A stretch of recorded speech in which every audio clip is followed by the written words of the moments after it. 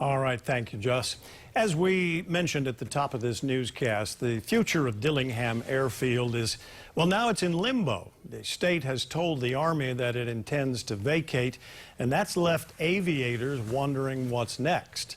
Gina Mangieri, as we always say, is always investigating and has details. Dillingham Airfield on Oahu's North Shore is home to aviation ranging from skydiving companies to commercial and private planes, flight schools, gliders, and ultralights.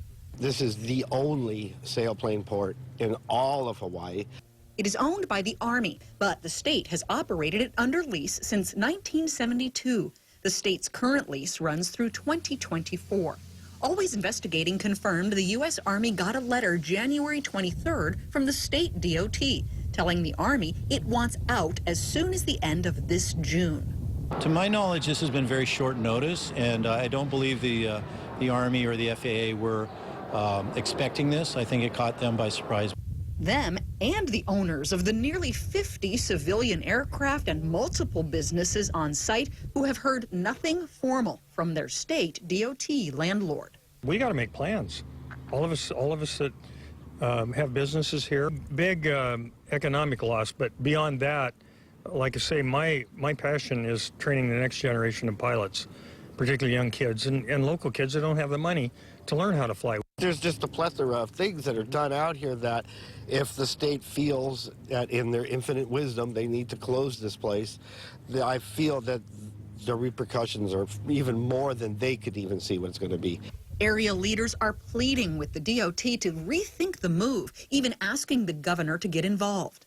I've been working for the last 2 weeks, been trying to work the back channels to try to save this from becoming a big catastrophe, which I think it surely will be if they decide to carry out and close the airfield. They've got to allow some sort of transition plan, if not continuing of the airport.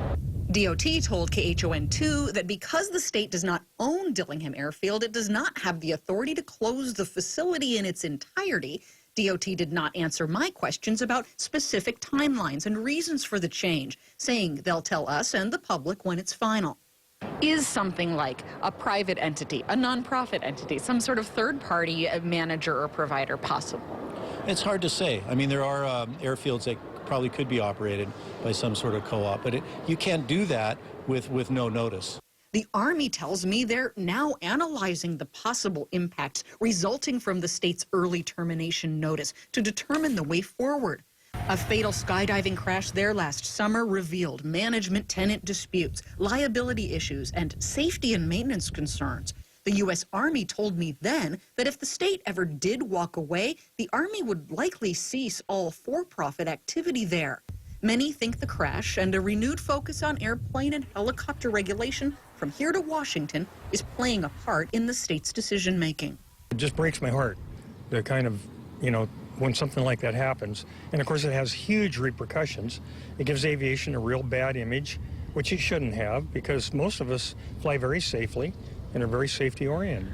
The tragedy that occurred several months ago was a brand new startup company that was underfunded, but that is no reason to shut down an airfield. The Federal Aviation Administration, meanwhile, has told the state in writing that federal grants they gave the state make the DOT obligated to stay at least through 2025. The FAA says they want civilian access maintained, and they warn the state against discriminating based on kinds of airport activities. We'll continue to follow up. Gina Mangieri, KHON2 News, always investigating.